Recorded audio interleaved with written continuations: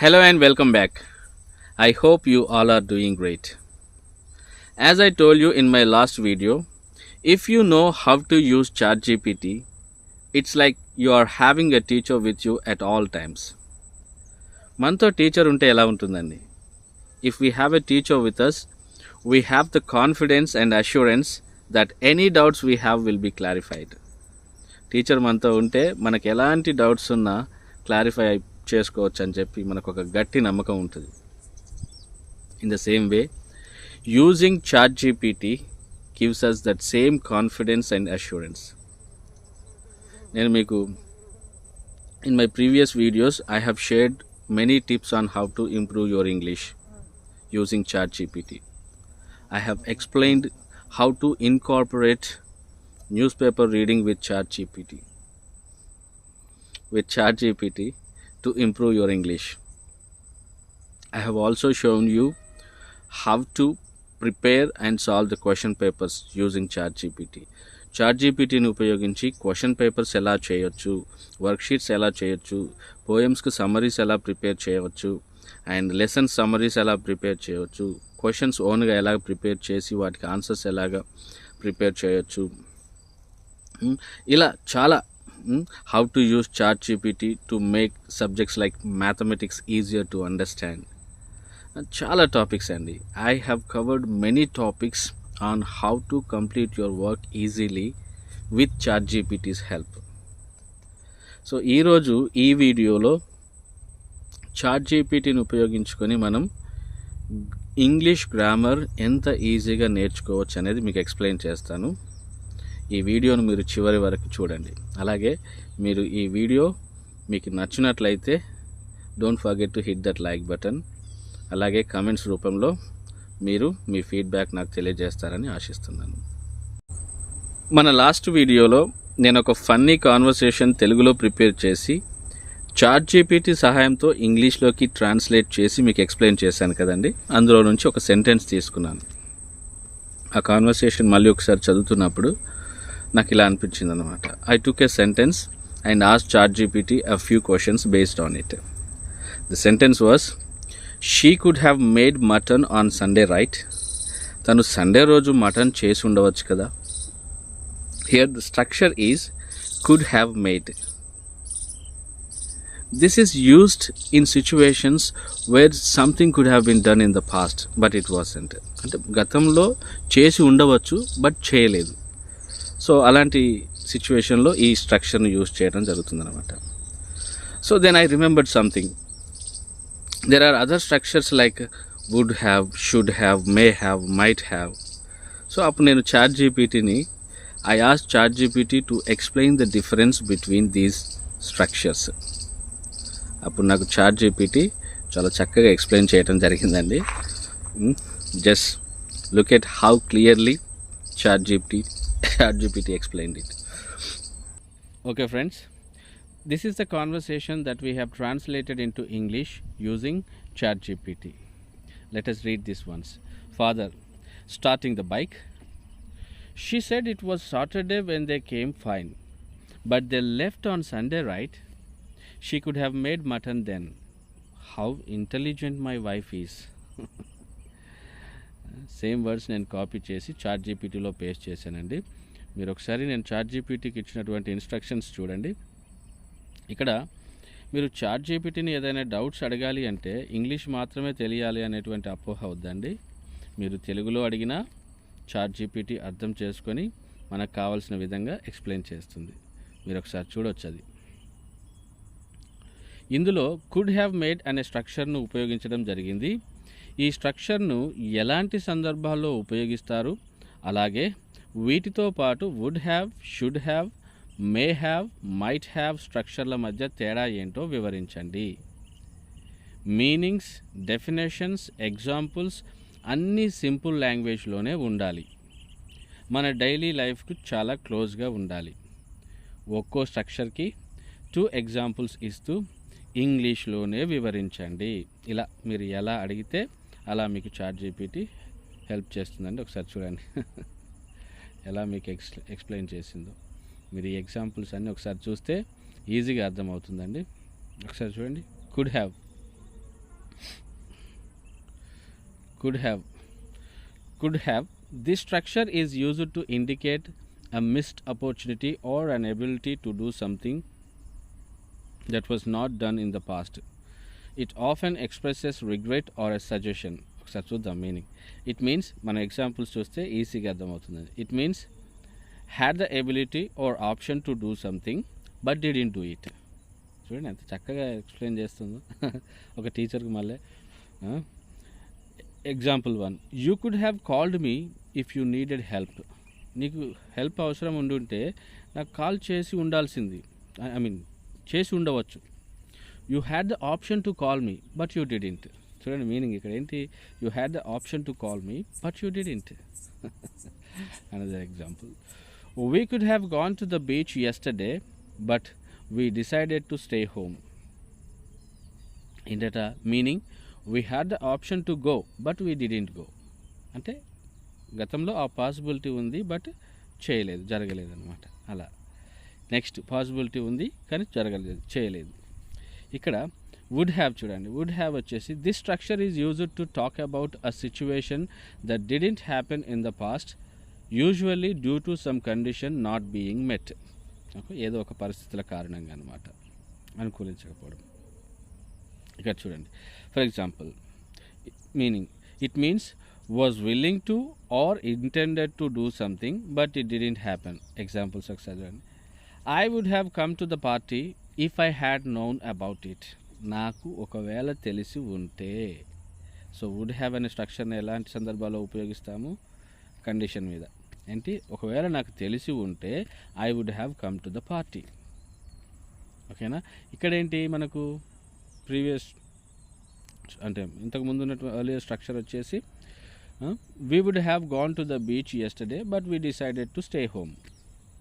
వెళ్ళి ఉండవచ్చు బట్ మేము వెళ్ళలేదు, ఇంటి దగ్గరే ఉండడానికి డిసైడ్ చేసుకున్నాం అని చెప్పేసి చెప్తున్నారు. బట్ ఇక్కడ ఏంటి, I would have come to the party if I had known about it. ఒకవేళ తెలిసి ఉంటే, కండిషన్ అర్థం చేసుకోవాలి, తెలిసి ఉంటే నేను వచ్చేవాడిని అని చెప్పేసి చెప్పడం అనమాట. Okay, I wanted to come but I didn't know about the party so I didn't. చూడండి ఎంత బాగా ఇస్తుందో మీనింగ్ కూడా. నాకైతే చాలా సంతోషం అనిపిస్తుంది అండి ఇలాంటివి చదివినప్పుడు. Next, he would have finished the project but he got sick. He intended to finish it. అతను పూర్తి చేయాలనే అనుకున్నాడు, తన ఉద్దేశం ఏంటి, పూర్తి చేయాలని అనుకున్నాడు. But getting sick prevented him. ఎందువల్ల అతను చేయలేకపోయాడండి, గెట్టింగ్ సిక్ ప్రివెంటెడ్ హిమ్. అనారోగ్యం పాలవటం అనేది అది ఫినిష్ చేయకుండా ఆపిందన్నమాట. Should have structure. This structure is used to express advice or a criticism about a past action, indicating what the right thing to do would have been.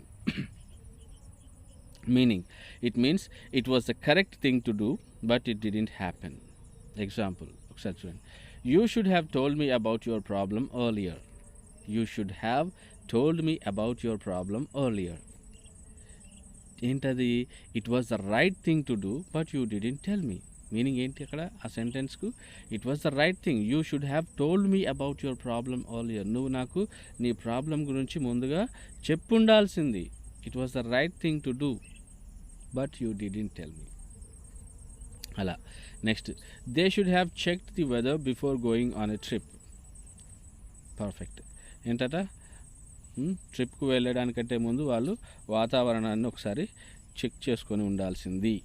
They didn't check and it was a mistake. ఎంత బాగా, ఎంత చక్కగా ఇస్తుంటే ఎంత సంతోషం అనిపిస్తుంది. May have, this structure is used to talk about a possibility or uncertainty about something that might have happen in the past. ఒక్కసారి చూడండి meaning, it means it's possible that it happened, ఇది జరిగి ఉండవచ్చు అని చెప్పి. She may have forgotten to send the email. ఏంటట, తను she may have forgotten to send the email send చేయటం మర్చిపోయి ఉండవచ్చు. ఓకేనా. ఏంటిది, it means it's possible that it happened. Meaning ఏంటట, it's possible she forgot. Next example 2, they may have left before they may have left before I arrived. Right. They may have left before I arrived, meaning it's possible they left earlier. అంటే ఏంటంటే వాళ్ళు ముందుగా వెళ్ళిపోయి ఉండవచ్చు అక్కడ నుంచి బయలుదేరి ఉండవచ్చు. Might have. This structure is similar to may have but often implies a slightly lesser degree of possibility. Slightly అంటే కొంచెం తక్కువగా, slightly lesser degree of possibility. ఒకసారి చూడండి. Meaning it means there is a chance that something happened but not certain. ఓకేనా? There is a chance that something happened but not certain. Okay, lesser degree of uncertainty అనమాట. Example చూద్దాం ఒకసారి. He might have taken the wrong train.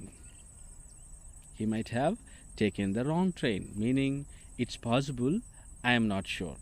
He might have. అక్కడ ఏంటంటే may have వచ్చేసి ఏంటి, may have it's possible that it happened, అది జరిగి ఉండవచ్చు అని. ఇక్కడ ఏంటి మైట్ హ్యావ్ అనేది ఏ సందర్భంలో, it means there is a chance that something happened but not certain. అది ఈ చిన్న తేడా మనకి. ఇలాంటివి ChatGPT చాలా చక్కగా ఎక్స్ప్లెయిన్ చేస్తుందండి మనం అడిగే విధానాన్ని బట్టి. He might have taken the wrong train, meaning it's possible but I am not sure.